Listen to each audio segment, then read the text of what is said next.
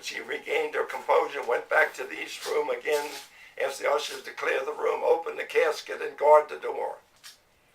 So they opened the casket, and she laid a bouquet of flowers across his hands, as if to forgive him, and the casket was closed forever.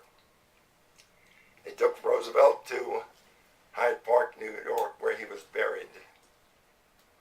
There was an unobtrusive mourner at Eleanor's feet. It was Fowler, for he now realized that that strong hand that once had reassured him was gone.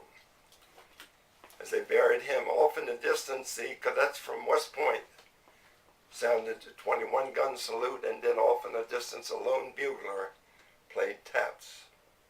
The crowd dispersed, and they say about 20 minutes later, a large frame woman returned to the grave site. It was Eleanor, and on her dress were the pearls that Franklin had given her 40 years ago on their wedding day. As she looked at that grave, she thought, I have lost my husband.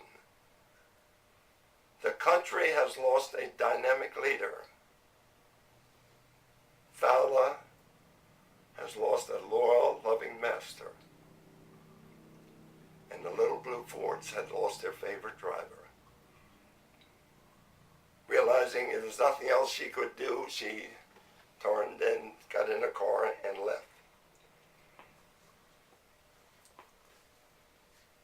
About 2 weeks later, a newspaper man intercepted her on the steps of her New York City apartment and asked for a statement. The story is over, she said, and hurried on. One newspaper had announced that the article, The Man in the Street, said, I never voted for the man, and against his politics I was vehemently opposed. But if he wasn't such a great man, why did I feel like crying when I heard that Franklin Roosevelt was dead? Another newspaper wrote, men will thank God 100 years from now that Franklin Roosevelt was in the White House at this time. Ladies and gentlemen, I want to thank you for being able to share a brief history of the 32nd President of the United States. Okay.